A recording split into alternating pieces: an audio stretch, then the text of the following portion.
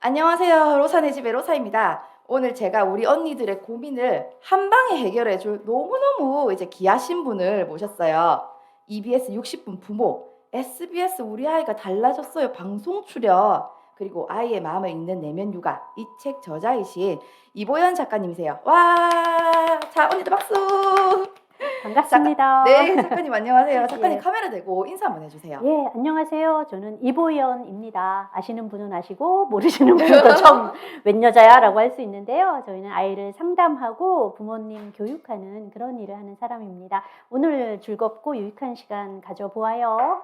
아, 작가님 오늘 너무 유익할 것 같은데요. 이제 우리가 아이를 키우다 보면 우리 아이 왜 이런 행동을 하지? 내 아이지만 이해가 안 갈 때가 참 많아요. 오늘 이렇게 전문가가 딱 출연을 해주시니까 제가 너무너무 든든해요. 작가님 3월은요, 참 그런 것 같아요. 엄마들한테 고민이 많은 시기. 이제 아이들이 유치원에 입학을 하거나 이제 상급반에 적응하는 시기거든요. 5살에 유치원을 처음 가는 아이도 있고, 이제 어린이집을 다니다가 6살, 7살에 이제 유치원을 가는 아이도 있어요. 근데 이 처음 가는 환경이 되게 낯설잖아요. 유치원 안 가고 싶어. 엄마, 어린이집 친구들이 그리워. 엄마 하고 이제 엄마를 찾으면서 운다든지 부모님들의 이런 음. 고민을 이제 좀 쉽게 들을 수가 있는 달인데요.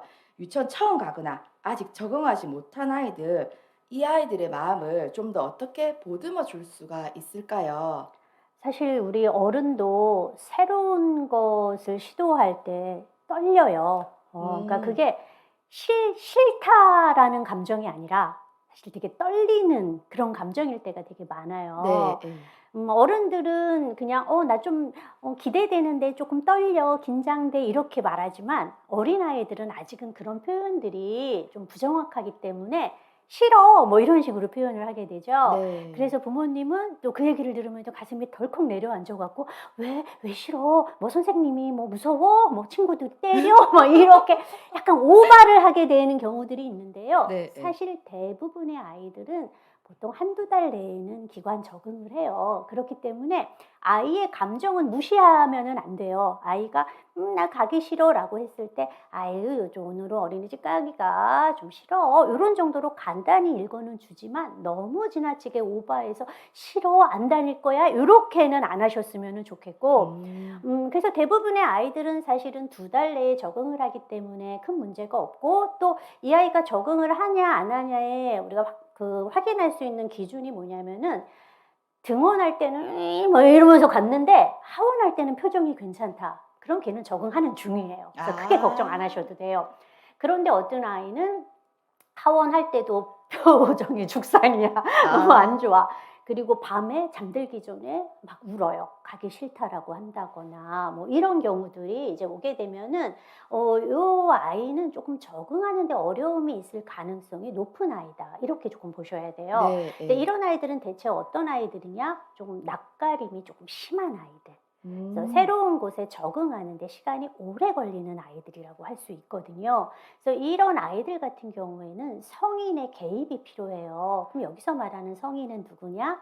부모 그리고 교사가 되는 거죠. 평소에 조금 부모님이 이 아이가 좀 뭐 놀이터든 혹은 다른 친구네 집이든 좀 낯선 상황에서 좀 더 놀 수 있는 기회를 많이 줘서 어떤 낯선 상황이 꼭 두렵기만 한 게 아니라 재밌는 곳이기도 해라는 인식을 심어주는 것들이 필요하고 또 선생님의 협조가 정말 정말 많이 중요한데 이렇게 낯가림이 많고 적응성이 떨어지는 아이들이 대부분 어떤 특성을 갖고 있냐? 시작하는 거에 대한 어려움을 가져요. 그러니까 그 등원했을 때 처음 그 문턱을 넘는 거, 놀이를 시작하는 거. 사실 시작을 어느 정도 하게 되면 괜찮은데 시작이 잘 안 되는 거거든요. 그래서 뻘쭘한 거예요. 그래서 사실 선생님이 등원 시에 맞이만 해줘도 문 앞에서 아 누구 왔구나. 와 오늘 여기 선생님이 새로운 교구들을 갖다 놨거든. 선생님이 구경시켜 줄게. 아이 손을 잡고 거기에 데리고 가서 그것만 잠시 같이 갖고 놀아도 아이는 훨씬 더 적응이 쉬워져요. 또 그와 더불어 만일 반화에 좀 자기가 좋아하는 친구나 함께 놀 만한 친구가 생기면은 또 적응성은 또 정말 빨라지겠죠. 그래서 요거는 또 선생님이 좀 이 아이랑 맞을 만한 아이와 놀 수 있는 기회를 주고 엄마에게도 약간 힌트를 줘서 아유 누구랑 아주 쿵짝이 잘 맞아요. 같이 놀 수 있는 기회를 많이 주면 좋겠어요.라고 얘기를 해주신다면은 또 어머님도 뭐 그 아이 부모님과 컨택해가지고 따로 날을 잡아서 같이 논다거나 뭐 하원 후에 놀이터에서 논다거나 하는 그런 시간을 많이 주게 되면은 적응성은 훨씬 많이 좋아지게 됩니다. 아 그 아이한테만 "아 유치원 적응 좀 잘해 봐봐." 이렇게 말을 하지 네. 말고 이제 엄마가 선생님한테 좀 적극적으로 내 아이 이야기도 좀 해 주고 이제 가정에서도 또래와 놀이 접촉하는 경험을 좀 많이 시켜 음. 줘라. 그러면 좀 더 빨리 적응을 할 수가 있겠네요. 네. 음. 그럼 작가님 요즘은 이제 외동인 집도 많지만은 형제 자매가 있는 집들도 이제 여전히 많은데요. 그러니까 아이가 한 명이었다가 이제 동생이 태어나면 첫째 아이 입장에서는 엄마 아빠한테 굉장히 이제 서운한 마음이 이제 들 수가 있잖아요. 그동안 엄마 아빠가 남만 바라봤는데 동생이 태어나면서 그 사랑이 동생한테 많이 간다고 이제 생각을 할 수가 있는데요. 그래서 이런 행동을 또 할 수가 있죠. 예를 들어 동생을 만질 때 쓰다듬는 손끝에 힘이 들어간다든지 아니면 볼을 쓰다듬다가 뺨 한 대를 툭 때린다든지 이제 이렇게도 될 수가 있는데요. 첫째도 근데 아직 어린 아이잖아요. 엄마는 부드럽게 첫째한테 이제 말을 해 줘야지 하지만은 이제 아빠 같은 경우는 그래도 따끔하게 말을 해야지 이렇게 이제 말을 할 수가 있는 상황인데요. 이런 경우 첫째 아이의 마음을 좀 어떻게 다독여 주고 동생과 지내는 법을 좀 어떻게 알려줄 수가 있을까요?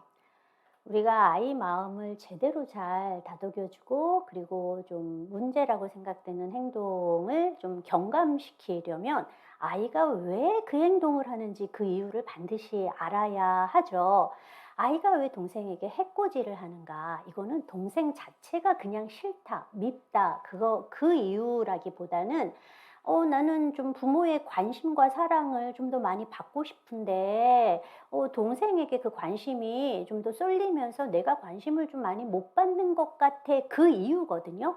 그래서 이 문제를 해결하려면 아이가 나는 동생이 태어났어도 충분히 관심을 받아. 이렇게 느끼게만 해주면 이 행동은 줄어들 수 있다라는 아. 거예요. 네 예. 그런데 이제 아이가 이제 해코지를 하게 되면 부모님은 이제 어린 그 연약한 아이가 무방비 상태로 이제 당하게 되니까 그렇죠. 염려가 돼서 "아우 동생 그렇게 하면 안 돼. 왜 그래? 아이고 동생 자잖아. 아유 만지지 마. 너 손 닦았어?" 막 이렇게 하잖아요.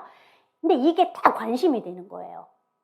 자기가 이렇게 동생을 찝적대는 것들이 좋은 관심은 아니지만 아이들은 좋은 관심을 받을 수 없다면 난 나쁜 관심이라도 받을 테야 이렇게 생각을 하거든요. 내가 가만히 얌전히 잘 있으면은 엄마는 동생 돌보느라고 정신이 없어. 근데 내가 동생을 지분대면은 야, 아. 야, 누구야, 누구야 이러면서 자꾸 자기 이름을 불러요. 혹은 자기가 동생 미워, 동생 없었으면 좋겠어. 그러면 그때 엄마가 너무 죄책감이 가득한 눈망울로 아니 왜 엄마는 너 사랑하는데 막 이렇게 하거든요. 내가 동생에 대한 어떤 미움과 불편감을 표현하게 되면은 엄마가 나에게 미안해하고 나를 쳐다보고 나에게 관심을 갖는구나. 그래서 그 행동을 계속한단 말이에요. 그럼 우리는 어떻게 해야 되냐? 이 아이가 동생이 태어나서 했더니 내가 또 더 이런 좋은 관심을 받을 수 있는 기회가 늘어났네? 요렇게 느끼게 해줘야 돼요. 네 예. 그래서 동생이 동생을 조금 도와주거나 동생과 잘 지냈을 때 요런 상황이 발생했을 때 우리는 콕 집어서 아이에게 "와 너가 동생과 이렇게 잘 지내는구나. 너는 정말 멋진 형이구나. 야 쟤는 좋겠다. 이런 형아 있어서 이런 누나 있어서." 이런 긍정적인 피드백을 많이 주셔야 된다라는 거죠. 그러면 아이는 딱 깨달아요. '와 내가 나이스하게 행동을 하게 되면은 되게 좋은 관심을 받는구나. 그리고 동생이 태어났더니 더 칭찬받을 거리가 늘었구나.' 이렇게 생각한다면은 동생에 대한 해코지, 시샘 줄어들 수 있습니다. 아 작가님 그러면 음. 이제 첫째가 이제 둘째한테 좋은 행동을 했다거나 좀 나이스한 행동을 했을 때 이제 아이가 그렇게 느낄 수가 있는데 구체적으로 이런 예는 어떤 게 좀 있을까요? 제가 이제 이런 얘기를 하면 어떤 부모님은 이렇게 얘기를 하세요. 아, 나도 뭐 애가 동생한테 잘 대해줬을 때 칭찬해주고 싶은데 눈을 음. 씻고 봐도 그런 행동을 안 해요. 이렇게 말하시는 분도 계시는데 네 네. 그러면 어떻게 해야 되냐? 첫째가 동생을 돌봐주거나 도와줄 수 있는 기회를 만들어 주셔야 아 된다라는 부모가 기회를 거예요. 만들어 줘야 그럼요. 된다. 사실 어린 유아들은요, 심부름하고 이런 거 되게 좋아해요. 그때 맞아, 맞아요. 뭔가 내가 성취감을 막 느끼고 내가 되게 자율적인 인간인 것 같은 음. 그런 뿌듯함이 있어서 그런 거 되게 좋아하거든요. 어린 아기들 같은 경우에는 손이 정말 많이 가잖아요. 하루에도 몇 번씩 우리는 똥기저귀를 갈아야 되잖아요. 그럴 때 우리가 첫째 아이에게 심부름을 좀 시켜볼 수 있어요. 이게 무슨 냄새지? 와, 야, 우리 아기가 응가를 했나 봐. 엄마 응가 갈아줘야 되는데, 너 저기서 기저귀 좀 하나 갖고 와. 그러면 얘네들 갖고 와요. 그렇게 딱 가져다 줬을 때, 고마워. 이렇게 얘기해주고, 기저귀를 아기한테 갈아주면서 약간 이제 부모님이 연기 좀 하셔야 돼요. 감탄하듯. 와, 야, 동생 애기 이름을 부르면서, 야, 누구야? 야, 오늘 기저귀 유난히 뽀송뽀송하고 좋은 냄새 나는 것 같지 않아? 이 기저귀는 특별한 거야. 형아가 가져다 줬거든. 야, 너는 정말 좋겠다. 이렇게 멋진 형아, 도와주는 형아 둬서 넌 진짜 좋겠다.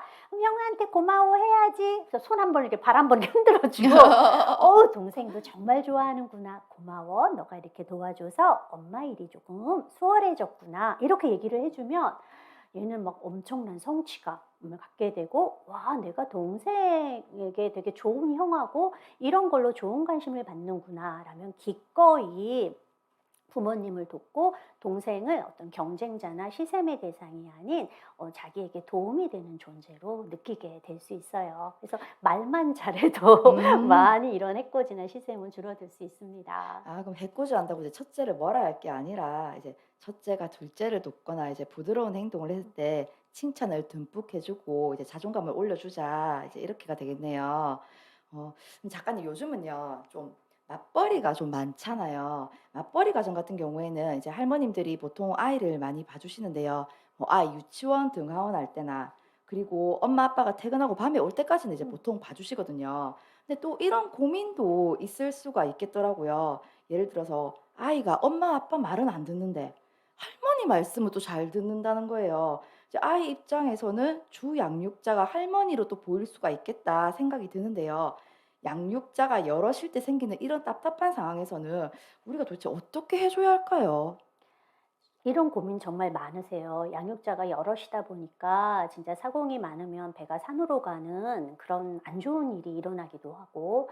하지만 바꿔 생각해 본다면 양육자가 많다라는 거는 아이를 뭐 정서적으로나 물리적으로 지원해 줄 수 있는 조력자가 많다라는 뜻이기 때문에 양육자 입장에서도 양육이 조금 더 수월해질 수 있고 또 아이에게도 되게 좋은 자극을 줄 사람이 더 많은 거니까 진짜 좋은 거거든요. 근데 이렇게 양육자가 여럿이어서 좋은 결과를 얻으려면은 반드시 전제되어야 되는 조건이 무엇인가? 양육자들 간의 합의가 필요하다. 아, 특히 훈육과 음. 관련돼서는 어떤 합의가 있어야 되냐면 훈육하는 방식은 양육자들마다 약간 다를 수 있어요. 네, 엄마는 예. 조금 더 마음을 조금 더 잘 헤아려 준다면 아버님은 조금 더 단호하게 할 수도 있고 사실 약간의 그 훈육법의 차이는 크게 문제는 안 되는데 요게 다르면 그러니까 그 가정에서의 규칙, 아이가 하면 안 되는 일, 꼭 해야만 하는 일, 이런 가정 규칙이 상이하면 그때는 정말 문제가 많이 생겨요. 음. 그래서 아이가 되게 헷갈리는 거예요.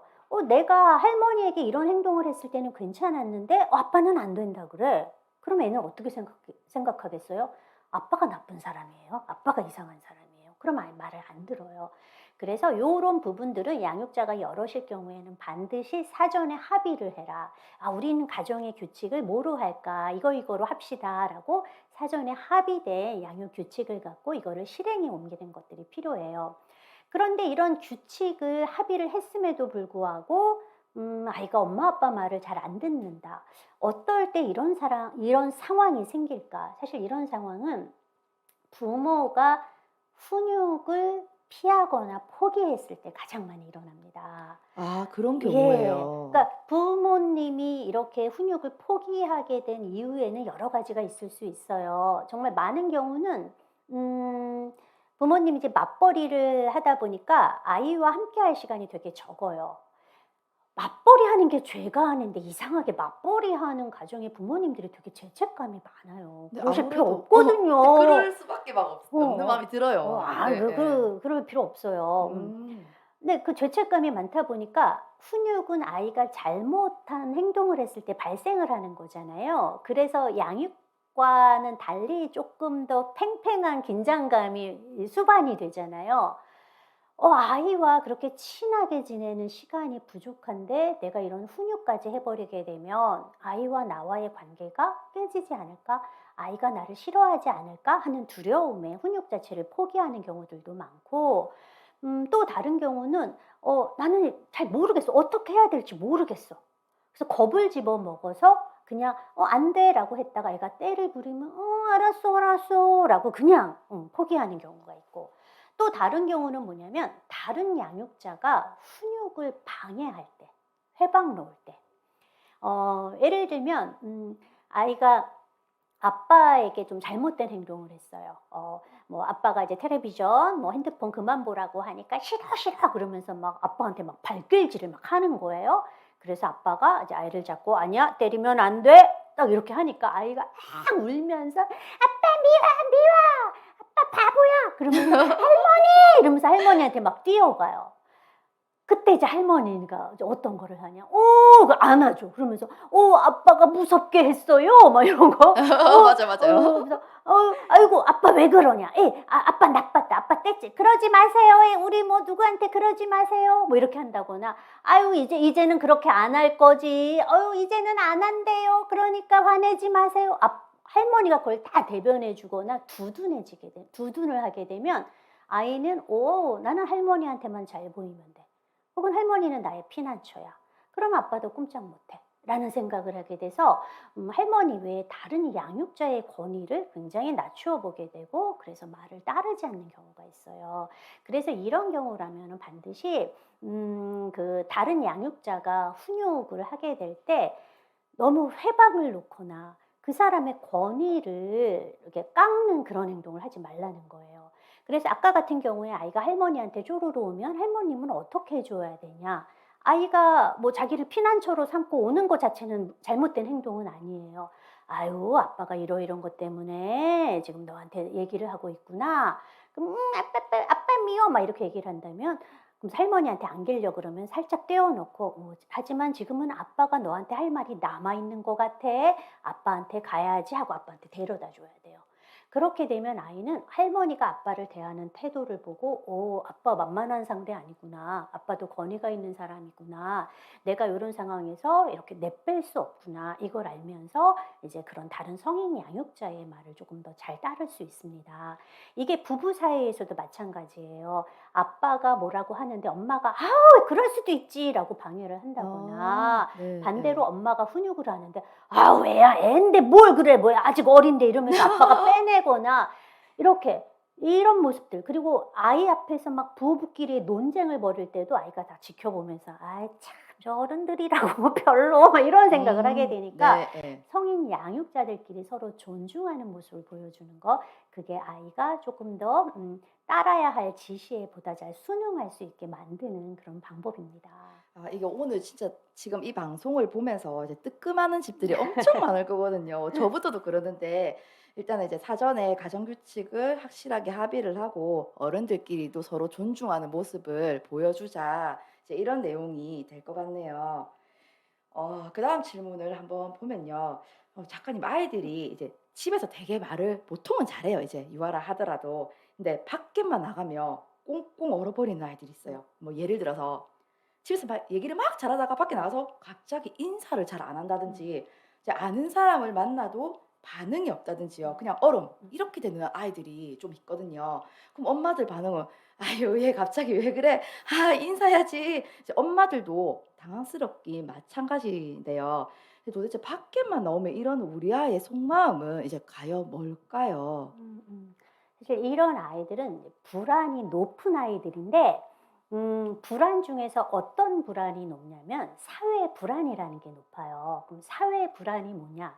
사회 불안이 높은 아이는 익숙한 상황에서는 아무 문제가 없어요. 집에서 까불고 막 개다리 춤추고 다 해. 그리고 뭐 할머니, 할아버지 집에 가서도 막 편하게 장난도 치고 막 이러는데 낯선 상황, 낯선 사회적 상황, 익숙하지 않은 사회적 상황에서는 불안, 긴장도가 확 올라가요. 그래서 다른 사람의 시선이나 평가에 극도로 예민해져요. 그러니까 뭐 친숙한 사람끼리 있을 때는 괜찮지만 낯선 곳에 간다거나 낯선 사람이 자기를 쳐다보면은 긴장하게 되니까 얼음이 돼 버리는 거예요. 아 긴장해서. 그래서 우리가 긴장하고 불안하게 되면은 우리 신체 변화가 와요. 그러니까 몸이 딱딱해지잖아요. 네 그래서 되게 예. 인사 못 하잖아요. 사실 여기 목 근육도 딱딱해지는 거예요. 여기 성대도 딱딱해지는 거예요. 우리 긴장하고 불안하면 목소리 다 이상하게 나오는 거 아마 경험하셨을 거예요. "안녕하세요." 막 이렇게 나오잖아요. 그러니까 긴장이 되게 되니까 아이가 뭐 고개도 안 숙여주고 말도 잘 안 나와요. 그런데 이럴 때 부모님은 집에서는 막 장난도 치고 쾌활한 아이가 이러니까 '얘 왜 저러지?' 어떻게 생각을 하시냐면 '얘가 조금 무례하구나.' 이런 아. 생각을 하는 거예요. 네 예. 그렇게 아이의 의도를 잘못 해석하게 되면 우리는 야단을 치게 돼요. 그렇죠. "인사해야지. 왜 인사 안 해? 바보처럼." 이런 거 하거든요. 근데 얘는 그 순간 너무 얼어붙어 갖고 가만히 이렇게 되는 거야. 가만히 이렇게 되거나 엄마 뒤에서 이렇게 숨으면서 막 신경질을 내요. "아우 얘가 왜 이래?" 계속 그래요 우리 엄마는. 그러면 어떤 상황이 일어나면 아이의 긴장과 불안도는 점점점 높아져요. 그러면은 막 확 울어버린다거나 뭐 평소에 안 하던 공격적인 행동 막 때린다거나 이런 행동까지 하게 되면 부모님은 '도대체 얘가 왜 이래?' 당황하게 돼서 또 야단을 더 많이 치게 되는 일이 생겨요. 이렇게 되면 악순환이 이어지게 되는데 이런 일이 반복이 되면 아이는 학습이 돼요. '아 나는 낯선 곳에 가면은 너무 긴장이 되고 그렇게 되면 엄마도 너무 무서워져. 자꾸 나한테 야단을 쳐. 그래서 나는 새로운 사람, 새로운 상황 가게 되는 게 너무 싫어.' 이렇게 느끼니까 어떤 상황이 일어나냐? 회피하게 되는 상황이 일어나요. 그래서 지나치게 인사를 강요한다거나 "왜 그래, 왜 그래?" 라고 자꾸 옆구리 쑤시게 되면 이런 아이들은 외출을 안 하려고 하는 모습을 보이기까지 해요. 아 예. 네 예. 그래서 뭐 기분 좋게 잘 갔다가 그 집 문 앞에서 안 들어가겠다고 떼를 쓴다거나 하는 일들이 일어나는 거거든요. 그래서 부모님은 조금 다르게 생각해야 돼요. 이러한 사회 불안 양상은 하루아침에 없어지지는 않아요. 경험을 반복해야 어떤 경험? 긍정적인 경험. 낯선 상황인데 조금 처음엔 불편했는데 또 이게 낯서니까 또 새로운 것들이 있네? 조금 재미있네? 그리고 이 낯선 것들이 나에게 어떤 해를 끼치는 게 없네? 이런 경험을 반복해야지만 아이가 낯선 것에 대해서 조금 더 호기심을 갖게 돼요. 우리는 새로운 거를 대할 때 우리는 두 가지 마음이에요. 무섭거나 궁금하거나. 우리는 사회 불안이 많은 아이들은 무서운 감정이 더 많은 건데 우리는 이거를 좋은 경험을 반복시켜 줘서 아이가 호기심을 나는 저기가 궁금해. 요 궁금증을 높여주는 거로 하면 되는 거거든요. 그래서 너무 인사 못한다고 막 그거를 지적하거나 하게 되면 특히 엘리베이터 앞에서 사람들이 다 있는데 "너 왜 인사 안 해? 오늘 얘가 왜 이럴까?" 막 이렇게 하게 되면 모든 사람들이 얘를 쳐다볼 거 아니에요. 그럼 얘는 정말 미쳐요. 너무 힘들어요. 그럴 경우에 너무 인사를 강요하기보다는 그냥 자연스럽게 해 주시면 돼요. 가령 인사는 또 가르쳐야 되니까 뭐 아이에게 인사하지 말라고 할 필요는 또 없는 거죠. 만일 저기서 우리가 인사를 해야 될 사람이 오면 엄마가 편하게 반갑게 "어머 우리 옆집 아줌마네. 우리 인사해야지. 안녕하세요."라고 하면서 그냥 손으로 애 머리 이렇게 조금 눌러 주시면 돼요. 좀 눌러줘요. 눌러줘요. 그러면 애는 인사한 게 되는 거거든. 그걸 퉁치는 거예요. 그러고 나서 음. 아이에게 인사 잘했어."라고 속삭이면서 말해 주시면 돼요. 이게 아. 반복되면은 아이는 이제 엄마가 또 누를 줄 알고 자기가 이렇게 알아서 누르는 이렇게 하는 날이 와요. 그럴 때 칭찬 되게 많이 해 주셔야죠. 아이가 스스로 아. 했다라고 칭찬 되게 많이 해 주시고. 그리고 좀 더 사회생활을 많이 해야 돼요. 다른 집에도 많이 놀러 가 보고 마실 많이 다니셔야 돼요. 그래서 아이가 새로운 환경을 더 재밌고 즐거운 장소다라고 인식하게 되면은 점차 이런 사회 불안 양상들이 줄어들게 되니까 특히 이렇게 사회 불안이 있다라고 생각하는 아이들은 어려서부터 이거를 꾸준히 해 주지 않으면은 되게 힘들어져요. 초등학교 가고 중고등학교 갔을 때 이 사회불안 양상이 지속되면 우리가 이제 회피성 인격으로 발전할 수 있으니까 요거는 어릴 적에는 꼭 도와주셔야 하는 그런 행동이라고 볼 수 있습니다. 아, 어릴 적부터 좀 신경을 좀 많이 써야 네. 되겠네요. 네, 예. 어, 작가님, 저희가 일반적으로 이제 보면 이제 각 가정에서 이제 엄마, 아빠, 아이 이렇게 이제 부모가 있는 가정들이 좀 많고 그렇는데 요즘은 이제 엄마 혼자 아이를 키운다거나 이제 아빠 혼자 아이를 키우는 한부모 가정도 이제 네. 많거든요. 근데 엄마 혼자서 아이를 키우는 가정을 예를 음, 들면 음, 아이가 어릴 때는 아빠의 존재를 말할 일이 음. 없다가 이제 아이가 조금씩 크다 보면 엄마, 아빠는 어디에 있어? 이렇게 아이가 음. 물어보거든요. 이런 경우 이제 엄마도 선뜻 대답하기가 참 어려운데요. 우리 아이 마음 안 다치게 어떻게 우리 가족을 좀 설명해 줄 수가 음, 음, 있을까요? 음. 이런 고민하시는 분들이 의외로 되게 많아요. 저도 이제 상담을 하다 보면은 이제 이혼 가정의 경우에 아이에게 이혼 사실을 오랫동안 숨겨 온 그런 가정들을 정말 많이 만날 수가 있어요. 네, 예. "왜 말을 하지 못하셨어요?" 라고 한다면은 많은 부모님들이 "아이가 그 상황을 이해하기엔 너무 어린 것 같아서요. 좀 알아들을 때가 되면 그때 얘기하려고요." 이렇게 얘기를 하는데 그거는 잘못된 생각입니다. 아, 잘못된 애가 생각이다. 크면은 설명하는 게 더 어려워요. 애 머리가 커져 갖고 더 디테일한 걸 물어봐 갖고 답해 주기 더 어려워요. "매도 먼저 맞는 게 낫다."라는 건 바로 이 경우에 해당이 되는 겁니다. 아이가 사실은 잘 모를 때 쪼끔 어릴 때 아는 만큼 질문할 수 있거든요. 그럴 때 이혼에 대해서 솔직하게 말해 주시는 것들이 아이에게는 더 도움이 되는 거라고 저는 정말 자신 있게 말할 수 있어요. 네, 그럼 예. 이거를 어떻게 설명을 해야 되냐. 아이가 이렇게 뭐 유치원쯤 다닐 때쯤 되면 애들이 물어봐요. 왜 나는 아빠가 없어?" 그럴 때 자연스럽게 말해 주면 돼요. 엄마 아빠는 이혼을 했어." 이혼이라는 단어 당당하게 쓰세요. 아, 선생님, 그러면 이혼이라는 이 단어를 정확하게 써야 되는 예, 거네요. 정확하게 네, 예. 쓰세요. 그러니까 근데 되게 좀 약간 아이러니한 게 뭐냐면 이 한부모 가정은 이혼 가정에서도 생기지만 사별 가정에서도 한부모 가정이 나타나는 거잖아요. 네, 예. 사실 사별 가정에서는 거의 다 솔직하게 아이한테 얘기를 해요. 근데 이혼 가정이 못 해요. 왜 이혼 가정에서 못 하냐? 부모님의 죄책감 때문에 그런 것 같아요. 그러니까 이혼은 어떻게 보면은 자기 자신의 선택이잖아요. 성인의 선택이잖아요. 나의 선택 때문에 아이에게 온전한 가정을 만들어 주지 못한 내 탓이다. 아이에 대한 미안함 때문에 더 얘기를 못 하시는 것 같아요. 근데 음. 이혼은 무슨 죄와 벌이 아니에요. 이혼은 우리가 어떤 중요한 상황에 대해서 신중하게 내린 어떤 선택이에요. 선택의 결과예요. 그래서 그렇게 죄책감을 가지실 필요는 없어요. 자신 있게 말하시고 아이에게 이혼이라는 단어를 말해주고 그럼 아이가 이혼이 뭐야? 이렇게 물어보면 설명해 주면 돼요. 음, 그, 그 엄마 아빠가 서로 만나서 사랑을 해서 결혼을 했잖아. 그래서 결혼을 하게 되면 여보 당신이 되잖아. 그런데 친구 사이에서도 정말 잘 지냈다가 어느 날 이제 뜻이 맞지 않고 서로 함께 있는 게 불편하게 되면 헤어지게 되잖아. 여보 당신도 그래. 그래서 이제 더 이상 여보 당신 안 하고 헤어지는 걸 이혼이라고 말한단다. 근데 엄마 아빠는 이혼을 했어. 라고 분명하게 얘기해 주시면 돼요. 그리고 서점에 나가 보면요. 이 어린 유아들이 이혼에 대한 개념을 알 수 있도록 도와주는 그림 동화책들이 꽤 돼요. 되게 좋아요. 그런 거 사서 같이 아이랑 읽어 주시면 돼요. 가족 간에 있어서 비밀이 많은 거는 정말 정말 나빠요.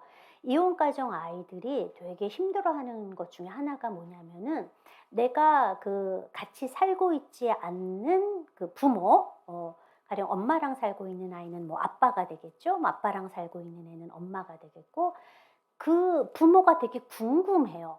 근데 그걸 물어볼 수 없을 때. 내가 아빠 얘기를 하면 엄마 표정이 되게 어두워지고 때로는 눈물을 흘리고 자꾸 말꼬리를 다른 데로 돌려. 그럼 아이는 궁금해도 물어보지를 못하게 돼요. 그래서 그런 어떤 불편한 감정이 쌓이게 되는 거고 이게 사춘기가 되면은 조금 더 터져 나오는 경우들이 있어요. 그래서 음. 아이가 자기가 궁금해하는 그런 부모에 대해서 물어보고 얘기할 수 있도록 해주는 거, 이런 분위기를 만들어주는 것만으로도 아이들은 훨씬 더 건강하게 성장할 수 있으니까 이혼에 대해서 아이한테 알리는 거 너무 두려워하지 않으셨으면 좋겠어요. 아, 아이가 어리더라도 이혼을 분명하게 인지를 시켜주고 이제 물어볼 수 있는 좋은 분위기를 좀 만들어 네. 주자. 이제 이렇게 되겠는데요. 이제 언니들이 이제 들으니까 와, 이분 정말 찐 전문가네. 이런 생각이 들죠. 그래서 지금 자꾸 질문을 올리시는 거잖아요. 이게 답변을 조금 더 하고 나중에 질문을 받을 테니까 조금만 기다려 주세요.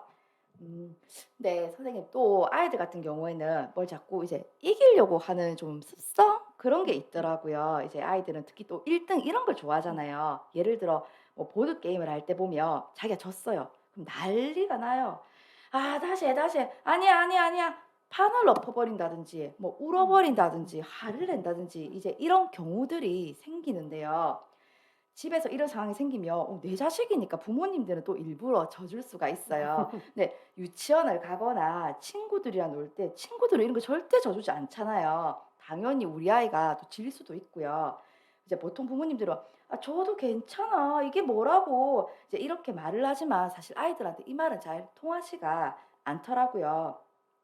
내가 이기지 않고 져도 괜찮다는 걸 내 아이가 어떻게 하면 좀 더 잘 받아들일 수가 있을까요?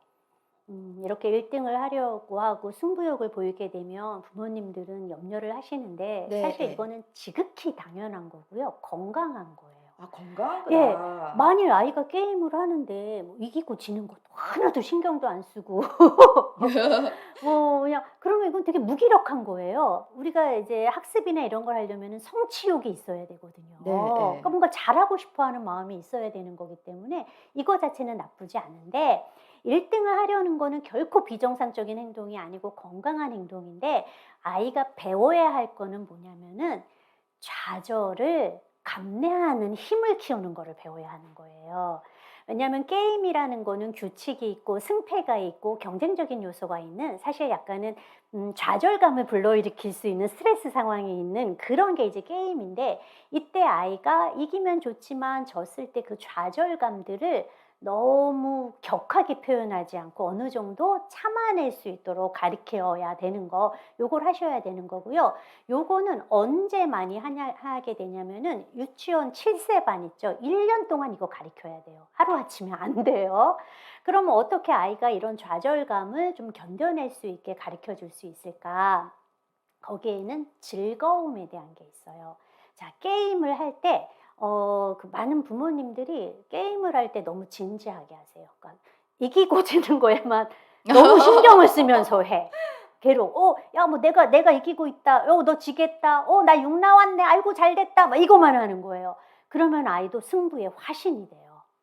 게임을 우리가 아이랑 진행을 할 때 항상 게임하기 전에는 규칙에 대해서 얘기를 해 줘야 돼요.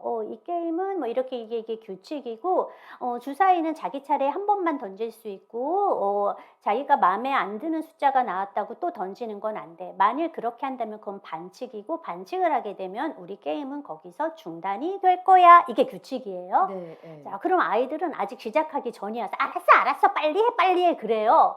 그런데 이제 막상 진행을 하다가 자기가 딱 6이 나와야 이길 수 있는데 혹은 엄마 말을 잡을 수가 있는데 그게 안 나오면은 근데 엄마가 이제 앞서고 있으면 막 이제 조급해지면서 맞아요, 왜 맞아요. 한 번 더 할 거야. 내가 할 거야." 그래서 자기가 막 뺏어 갖고 막 던지고 막 이러거든요. 네 자, 예. 그럼 이제 그럴 때 이제 부모는 잠깐." 아이 마음 공감해 줘요.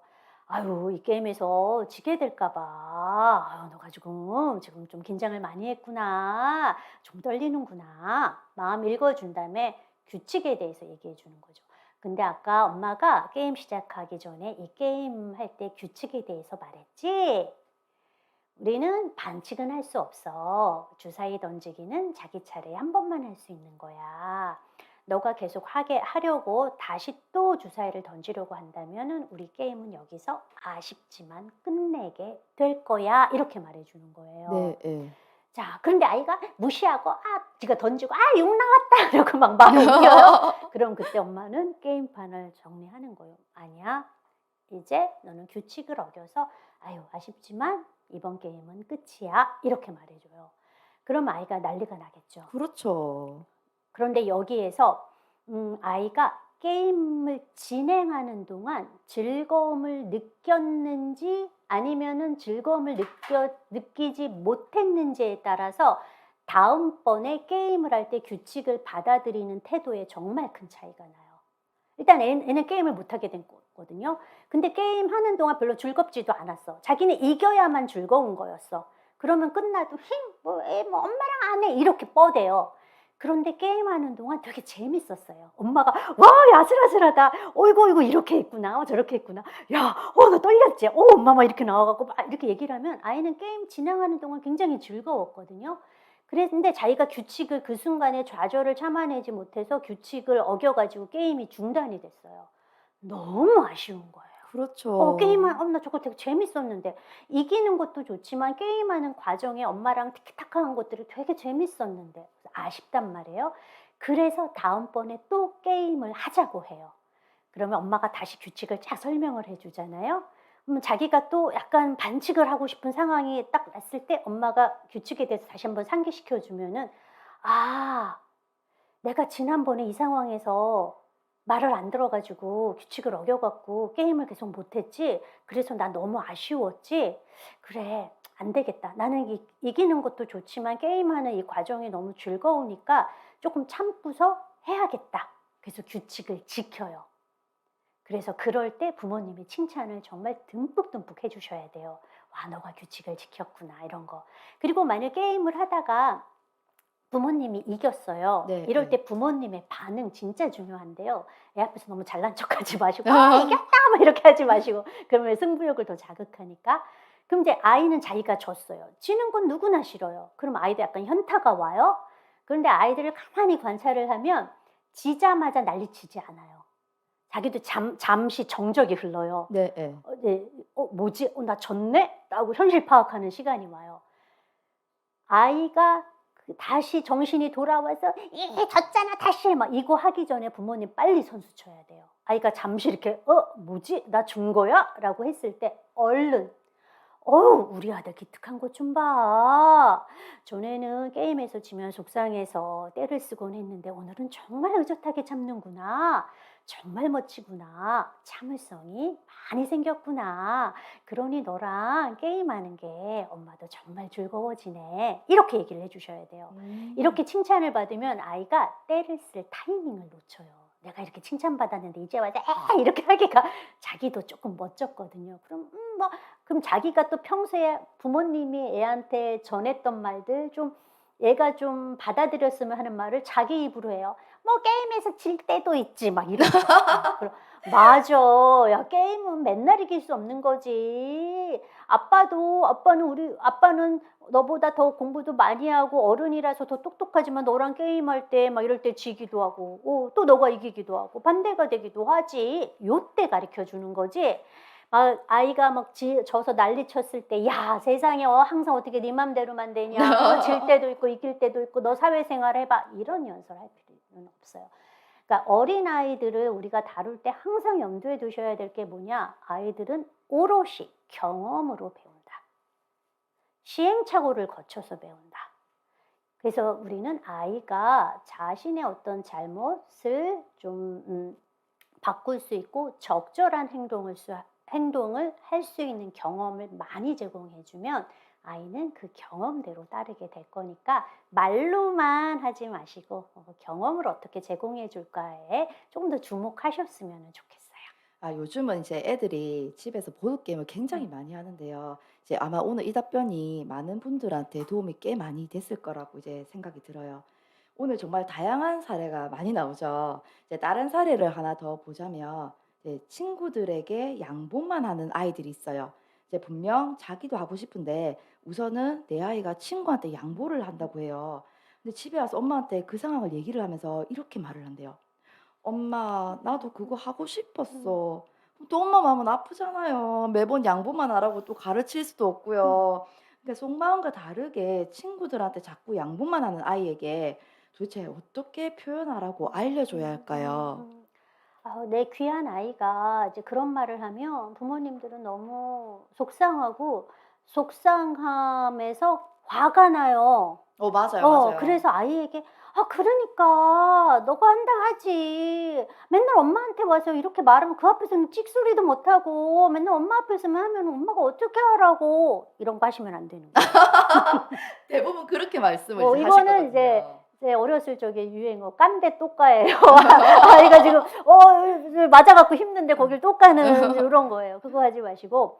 그런데 우리가 그러니까 뭐 제 책에도 "아이의 마음을 읽어야 된다. 그 내면의 의도를 알아야 된다."라고도 이제 그런 부제가 달려 있는데 아이가 왜 양보를 할 수밖에 없는지, 왜 양보를 했는지 그 이유를 아는 것들이 또 우선이 되어야 아, 해요. 이유를 먼저 알아야 그럼요. 그래서 되는구나. 그거를 조금 예예. 물어봐야 돼요. 그러니까 어떤 아이는 "이렇게 하면 널 가질 수 있을 줄 알았어." 뭐 이런 거죠. 내가 양보를 해야 친구가 좋아하고 친구가 나랑 놀아줄 거라고 생각하는 아이들도 있고 아, 마음 아프다. 예. 혹은 상대가 너무 세요. 그래서 양보를 음. 안 하면 내가 쟤한테 맞을 것 같아. 싫은 소리 들을 것 같아. 그래서 하는 애가 있고 어떤 아이들은 자기도 말을 주장을 하고 싶은데 너무 수줍음이 많아서 어떻게 표현해야 될지 몰라서 이제 그 타이밍을 놓쳐서 못하는 아이들도 있어요. 네. 예. 그래서 그 이유를 우리가 알아야 아이에게 적절한 조언이나 지도를 해줄 수가 있어요. 그런데 이런 세 경우 모두 다 기본적으로 우리가 아이한테 알려줘야 될 거는 자기 주장을 하는 연습은 시켜줘야 돼요. 그 자기 주장은 공격성과 달리 자신의 욕구나 감정, 생각 뭐 이런 부분들을 상대에게 공격적이 아닌 방식으로 말하는 게 자기 주장이거든요. 네. 예. 그래서 그런 부분들은 연습을 해야 되는데 이게 그럼 이제 부모님들도 다 아세요. 그럴 경우에 뭐라고 집에서 얘기를 하냐면은 아이에게 애가 나도 하고 싶은데 못했어." 그럼 친구한테 이번에는 내가 할래. 내가 할 거야. 이건 내 거야." 이렇게 말해. 이거 다 아시거든요. 맞아요. 네. 예. 근데 애가 못해. 그 상황이 되면. 왜 못할까? 대사빨이 안 나와서 그래요. 아. 말빨이. 그러니까 그 아이들의 사회적 상황은 굉장히 스피디하게 이루어져요. 순발력 되게 중요하거든요. 그래서 어. 바로 이렇게 딱 나와야 되는데 부모님이 아이한테 조언을 줄 때는 자꾸 구구절절 "이렇게 해야지. 뭐뭐 해야지."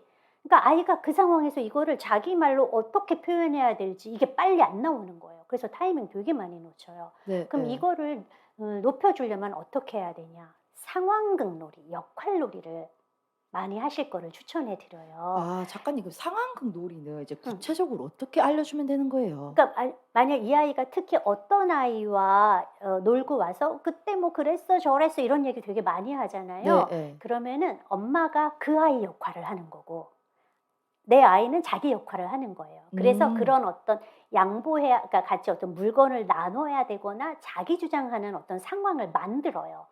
그래서 "야 이거 내가 할 거야." 엄마가 막 뽐내시는 걸 한다거나 네. 예. 그럴 때 이 아이가 그 상황에서 적절한 멘트를 할 수 있도록 지도하고 가르쳐 주고 격려해 주는 거예요. 그래서 그런 상황을 여러 가지를 좀 창의적으로 만들어서 해 보게 되면은 아이가 이제 자기 대사를 많이 해 봤잖아요. 네. 예. 이건 내 거야." 뭐 이런 것들. 그리고 그런 상황극에서 우리는 타협과 협상의 기술도 가르쳐야 돼요. 아까 너가 먼저 했으니까 이번에는 내가 먼저 할래." 뭐 하거나 나 먼저 이거 나 이거 진짜 하고 싶었어.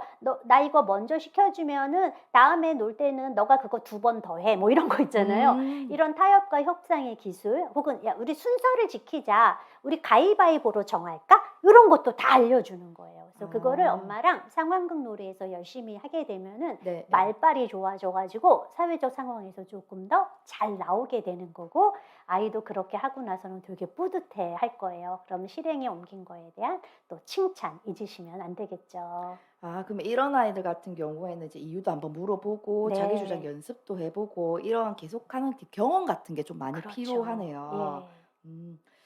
작가님, 저한테 엄마들이 참 많이 물어본 음. 질문 중에 하나가 아이들 감정 관련인데요. 이제 네. 아이들마다 감정을 표현하는 방식이 좀 네 다르더라고요. 네. 뭐 자기가 기분이 안 좋거나 동생이 자기 물건을 만진다거나 원하는 대로 음 되지 않을 음. 때나 이제 이럴 때 어떤 아이는 소리를 질러 버린다거나 음 또 어떤 아이는 자기 머리를 때리는 경우가 음. 있을 수가 있고 또 어떤 아이는 엄마나 동생 이런 음. 가족을 또 때리는 경우도 있더라고요. 근데 아직 그 아이들도 어린아이들이니까 이제 이해는 돼요.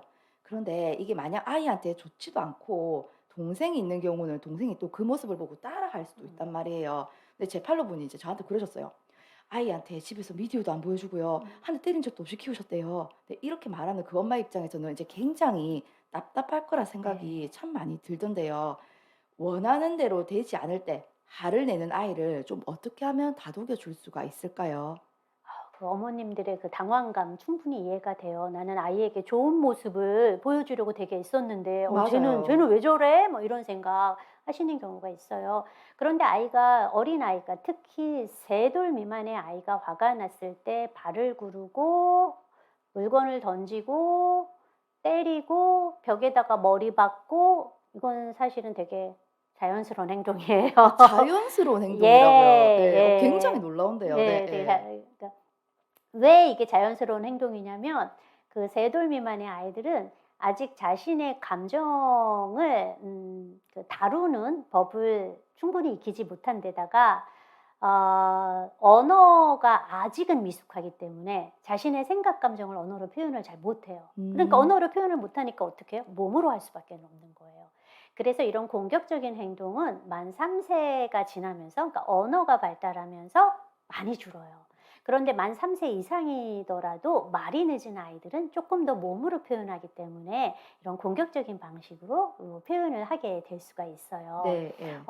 그래서 우리가, 그러니까 이 말은 뭐냐면, 아이들이 막 화를 막 내고 몸으로 막 이렇게 표현하고 그럴 때 언어가 발달하면 이게 줄어들 것이다. 이게 키포인트잖아요. 네 예. 그래서 우리는 아이가 언어로 자신의 감정을 표현할 수 있도록 도와주는 것들이 되어야 해요. 그런데 이제 이게 언어가 하루아침에 발달하는 것은 아니기 그렇죠. 때문에 네. 말로 해봐. 그런다고 해서 애가 당장 말로 할 수는 없고, 오히려 자기는 어떻게 말해야 될지 모르겠는데 엄마가 그렇게 화내지 말고 말로 해봐. 말로 해봐. 해야 엄마가 알지." 이렇게 하게 되면 더 짜증이 나게 될 수가 있어요. 네. 그래서 우리가 특히 유아, 그러니까 3돌 전후의 아이들이 이렇게 막 화가 났을 때 몸으로 표현할 때는 그 몸으로 표현되는 그런 부분들을 뭐 동생을 괴롭히거나 혹은 자기를 아프게 하거나 물건을 파괴하지 않고 조금 더 건강한 방식으로 발산할 수 있는 채널을 만들어 주시는 게 꼭 필요합니다. 사실 아이들이 왜 이렇게 화가 났을 때 이렇게 하냐, 어른도 화가 나면 막 주먹으로 막 문짝 때리고 막 맞아요. 이러잖아요. 막 그리고 막 좌절하게 되면 막 머리로 막 자기 머리를 막 치기도 하잖아요. 음. 가만히 보면 머리, 손, 발을 사용을 많이 해요. 네 예. 왜 그럴까? 이게 화가 나고 그럴 때 우리의 신체 반응에서 변화가 그렇게 오기 때문이에요. 감정적으로 확 흥분이 되잖아요. 그럼 우리의 자율신경계, 말 그대로 지 맘대로 움직이는 신경계예요. 자율신경계가 이제 작동을 하게 돼. 그럼 얘네가 무슨 일을 하게 되냐면, 일시적으로 혈액에 포도당을 막 공급을 해요. 그 포도당이 에너지의 근원이잖아요. 네 예. 얘가 말초로 많이 가. 그래서 손끝, 발끝 여기 힘이 막 생기는 거야. 그래서 주먹을 어. 부르르 떨고 막 발을 쿵쾅거리는 거예요. 그래서 머리 받고 주먹질하고 발길질하는 거예요. 그래서 화났을 때 이렇게 치고받고 싸우게 된다라는 거죠. 아 네 그래서 예. 이게 확 올라와요. 그런데 그 어른은 그래도 좀 더 자기 조절을 잘하기 때문에 이거를 적절하게 참아낼 수 있지만, 아이들이 이렇게 확 올라오게 되면 이거를 어떻게 해야 될지 모르는 거예요. 네. 그래서 못하게 되면 막 엄마 때리고 막 자기 물고 막 이제 맞아요, 이런 행동을 맞아요. 하잖아요. 그래서 그것만 나무라지 말고 말로해 하지 말고, 이 아이는 아직은 그런 자기 감정을 조절하는 데는 조금 더 이렇게 신체적인 방식으로 배출을 하는 게 필요한 좀 과도기적 상태에 있는 발달 수준이다라고 생각하셔서, 신체적으로도 이렇게 안에 쌓인 그 공격 에너지를 배출할 수 있도록 도와주셔야 돼요. 그럼 어떻게 도와주냐? 제가 뭐 농담 삼아 사내 아이, 형제 많이 키우는 집은 집에 웬만하면 펀치백 하나 들여놓으세요. 아. 이렇게 얘기를 저희 해요. 집도 있어요. 예, 예. 사람 때리는 것보다 펀치백 때리는 게 배 나은 거고요. 음. 뭐 쿠션도 되고요. 아니면 큰 봉제 인형 같은 것도 좋아요. 아니면 신문지. 화가 났을 때 막 그 신문지 엄마가 들고 확 격파시키는 거 이런 것도 해도 되고. 그래서 그 사물을 파괴하지 않고 자기와 타인을 괴롭히지 않고 사회적으로 수용 가능한 방식으로 이 공격 에너지를 대리 배출할 수 있는 채널을 만들어 주는 거죠. 그래서 그런 식으로 이끌어 주는 거고, 그리고 더불어 이 아이가 조금 더 성숙해서 자신의 감정과 생각을 언어로 표현하게 되면 분명히 훨씬 더 이런 감정 조절이 잘 될 거야. 그러니까 나는 그 방법을 가르쳐 줄 거야 라고 굳게 결심하시면서 아이가 펀치팩을 칠 때 아유 뭐뭐해서 화가 많이 났어. 뭐뭐해서 실망했어. 라고 아이의 감정을 잘 읽어주시면은 아이가 들어야 할 수 있거든요. 좀 더 성숙해지면서 엄마 나 뭐뭐해서 속상해서 그랬어. 이렇게 말하는 날이 오고요. 말로 표현할 수 있게 되면 행동으로의 표현은 현저하게 줄어들게 됩니다. 아, 그러면 작가님 자신의 좌절감을 좀 언어로 표현할 수 있도록 해줘야 되는데, 이제 부모님이 감정 단어 이런 거를 좀 집에서 일부러 많이 좀 하면 좀 네. 좋겠네요. 네네. 음, 제가 이제 공식적으로 받은 질문은 이게 좀 마지막인데요. 이제 아무래도 이제 유치원생이나 초등학교 저학년 아이들 같은 경우는 아직 어리다 보니까 나의 감정을 표현하는 게 이제 음. 서투르잖아요. 근데 선생님 이런 경우가 또 있더라고요. 애가 유치원 다녀왔는데 분명히 기분이 안 좋아 보여요. 그래서 유치원에서 무슨 일 있었니? 물어보면 몰라? 이렇게 대답을 하는 경우가 또 있고요. 아니면 발레 학원에 갈 시간인데 분명히 가기 싫어하는 게 눈에 보여요. 근데 말을 안 하니까 이제 뭐가 문제인지 알 수가 없단 말이에요. 이렇게 말을 잘 안 하거나 반대로 또 표현을 하는 아이들도 있는데요. 5에서 8세 정도 되는 아이들에게 이 감정 표현을 좀 어떻게 하면 알려줄 수가 있을까요? 뭐 5세에서 8세 아이들 보면은 말을 기가 막히게 잘하죠.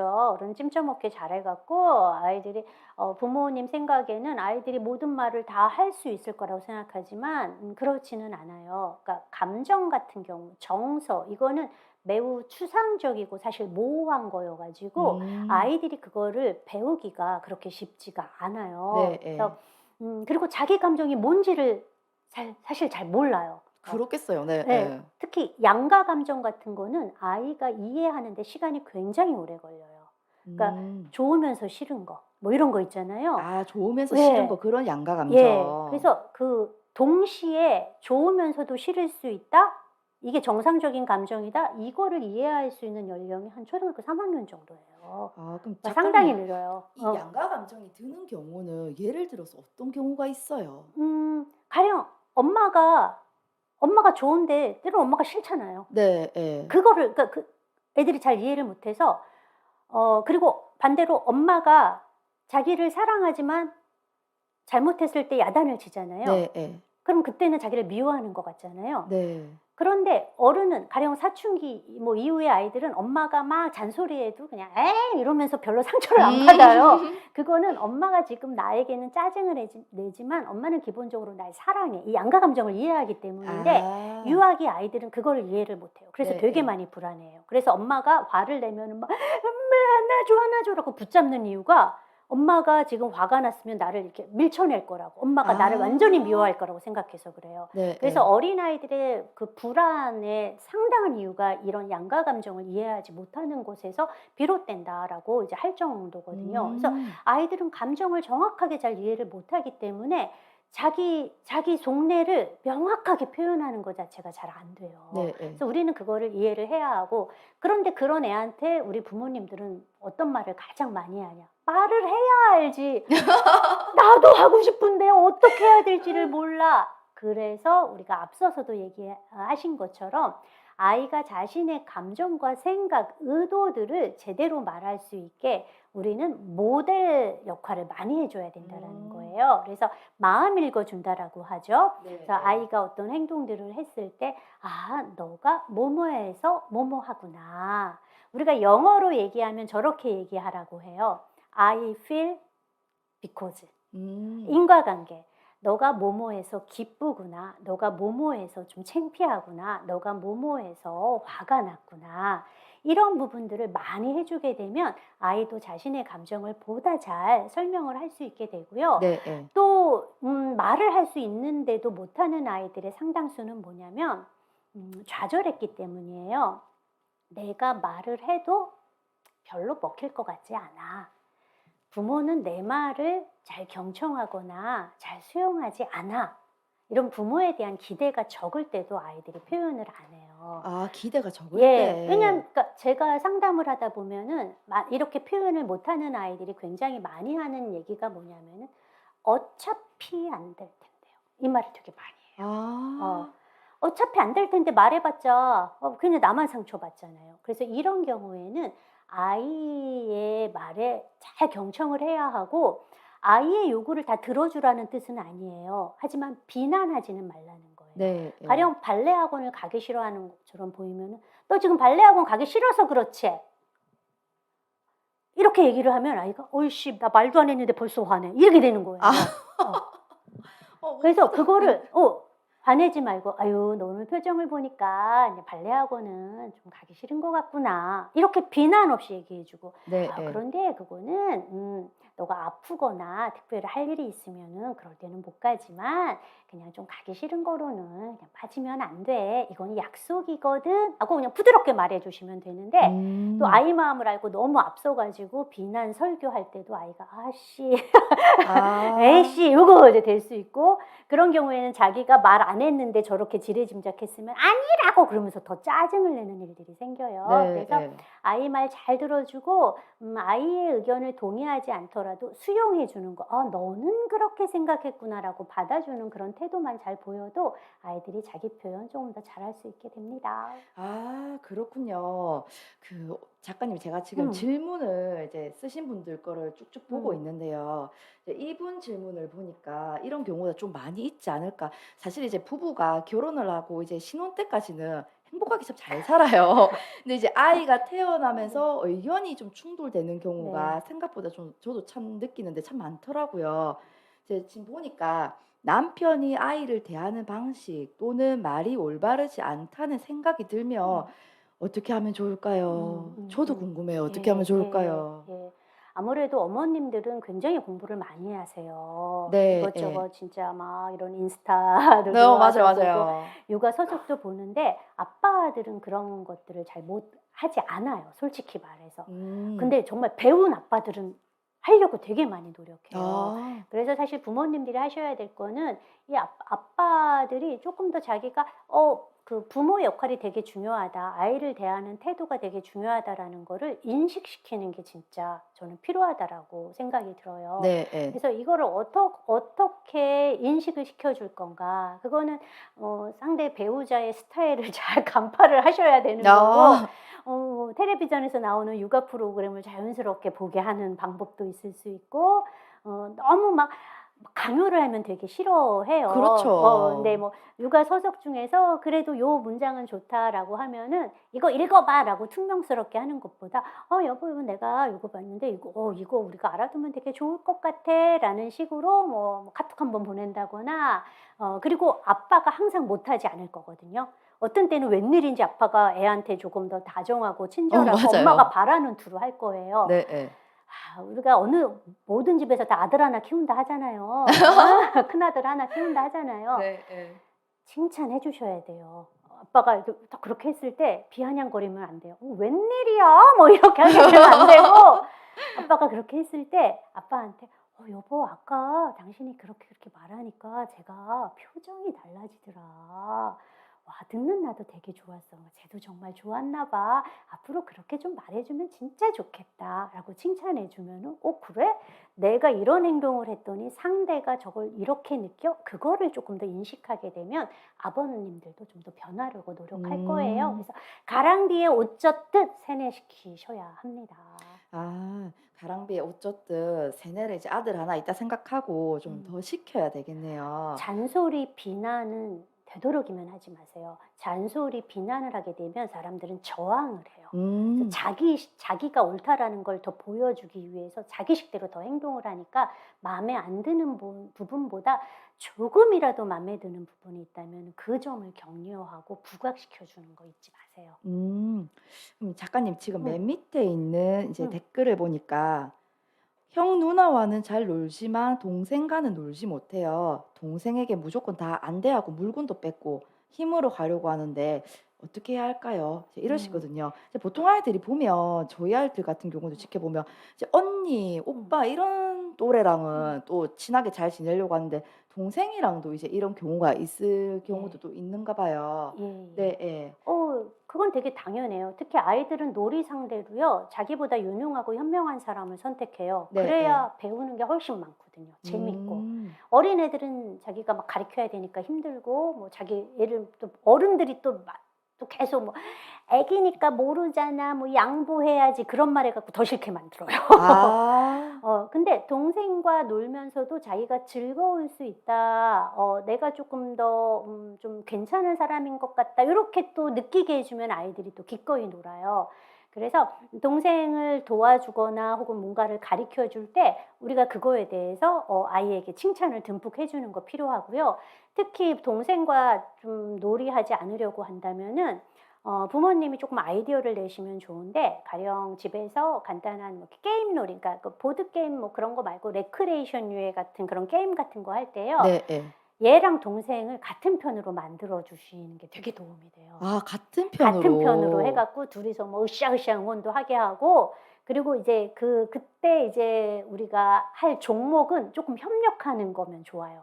가령 뭐, 우리 연애할 때 뭐 그런 하는 거, 신문지 점점점 작게 해갖고 막 아. 껴안고 막 이러는 거, 네, 이러는 거나, 예예예예. 아니면은 방석 2개 두고 징검다리 하나 하고 한 사람이 건너가고 다른 사람은 방석을 요로 네, 해가지고 하는 거. 예예예.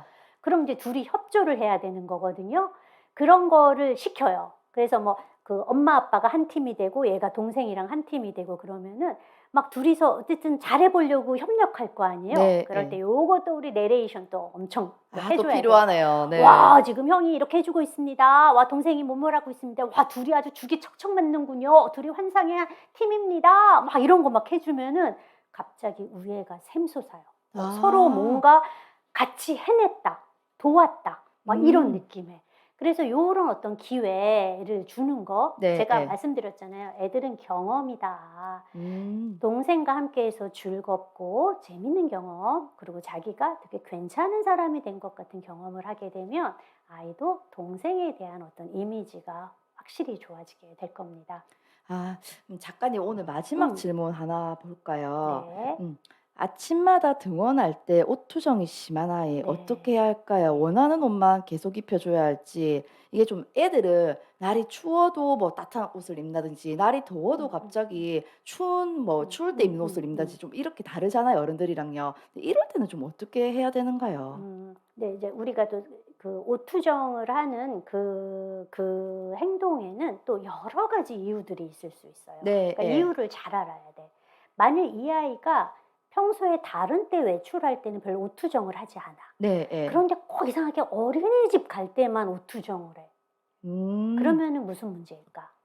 가기 싫다라는 거예요. 아, 가기 그래서 싫다. 지연하는 거야. 그러니까 아. 늦추려고. 이거를 막 해갖고, 그럼 엄마가 이거 입을까? 그럼 시간이 막 늘어나잖아요. 그렇죠. 어떻게든 늦게 가려고. 그래서 음. 그거 잘 살펴보는 것들이 필요하고, 또 유난히 또 이제 패션 감각에 예민한 아이들이 네, 예예예. 있어요. 이제 이런 아이들 같은 경우에는 아침 시간이 되게 바쁘니까 그 전날 미리 정해두는 게 좋고, 때로는 그 일주일 단위로 아이랑 타협을 해볼 수 있어요. 가령 뭐 일주일 중에 월, 수, 금은 너가 원하는 걸 입고 가는 날, 음. 뭐 화, 목은 엄마가 뭐 정한 거를 하는 날, 네, 예. 뭐 이런 식으로 아이와 정해서 그 약속을 지키고, 그리고 그거를 지켰을 때 적절한 보상, 보상제도 활용하시는 거 좋거든요. 뭐 아니면 스티커 붙이기 같은 거 많이 하잖아요. 네. 그래서 아이가 좀 자신의 욕구를 참고 지시에 따랐을 때 이런 이제 보상을 얻을 수 있다라는 거, 그리고 칭찬 많이 받게 되면 조금 더 따르려고 할 수 있어요. 아 작가님 이건 음. 진짜 이제 마지막 진짜 마지막 이거 끝. 예예예. 네 이 질문이 참 마음에 와 닿았던 게 아마 예. 대부분의 엄마들이 이런 느낌으로 많이 음음. 하실 것 같아서요. 이제 아이의 사회 경험을 높여주기 위해서 네. 이제 엄마들이 요새는 많이 데리고 음 음 다니거든요. 음. 근데 많이 데리고 다니고 다녀야 하신다고 음. 하셨는데 그게 참 어렵고 부담스러운 엄마라서 늘 고민이 많습니다. 음. 아이의 사회 경험을 좀 어떻게 높여줄 수가 있을까요? 아이의 어떤 사회 경험을 높여주겠다고 부모님들이 굉장히 많이 하시는 게 산으로 강으로 들로 캠핑 가고 놀이공원 가고 키즈 카페 가는 거예요. 사실 그것보다 더 좋은 건 뭐냐? 마실 다니는 거예요. 아 마실 다니는 마을 그게 거. 제일 좋아. 네 예. 솔직히 말해서 뭐 애들 5살 이전에 아무리 비싼 돈 들고 미국 여행 가고 유럽 여행 가도 기억도 하나도 못 해요. 그렇죠. 기억이 안 저도 나죠. 기억나는 게 우리 딸 어렸을 적에 도쿄 디즈니랜드 갔는데 주차장에서 돌만 줍고 있었어요. 그 돌만 거의 간직하고 그 놀이터 가도 할 수 있는 건데, 아직 아이들은 자기가 사는 요 세상, 요 자기 동네 이거 파악하는 것만으로도 애들은 되게 바빠요. 아. 그리고 아이들의 사회성은 그냥 저희 가서 어떤 막 경치 보고 이러는 게 아니라 대인관계, 아 친밀한 대인관계. 대인관계. 네 예. 누구랑 같이 이야기하고 물건을 나눠 쓰고 순서대로 놀이하고 그 집 가서 안방 침대에서는 뛸 수 없다라는 거 배우고 이거 해야 되는 거예요. 마실이 최고로 좋아요. 그런데 이게 요즘 사회 분위기상 사실은 제일 어려운 게 되기도 해요. 그래서 저는 적어도 이 방송을 보시는 분들은 서로 아는 사람들이라면 야 우리끼리만이라도 조금 집 개방해서 좀 음. 왔다 갔다 좀 하자. 네 좀 예. 그렇게 좀 결의를 하셨으면 좋겠어요. 음. 그런 것들이 그러니까 저는 그래요. 아이들이 남의 집 가서 밥 얻어 먹고 와야 한다. 그래야 우리 집과 남의 집에서 자기가 지켜야 될 예절들 차이점 다 배울 수 네 있다. 예. 이렇게 보거든요. 그리고 아이가 친근하게 지낼 수 있는 이웃이나 아는 사람이 많은 거는 아이에게 정말 보호적인 원인이 돼요. 너무 비싼 돈 들이고 시간 들여서 멀리 가지 마시고 우리 음. 동네부터 탐험하고 이웃부터 친해졌으면 좋겠어요. 와 작가님 진짜 좋은 말씀 너무 많이 해 주셨는데요. 오늘 말씀하신 이 육아에 대한 고민들 이 작가님이 쓰신 이 내면 육아 이 책에 다 있는 거죠.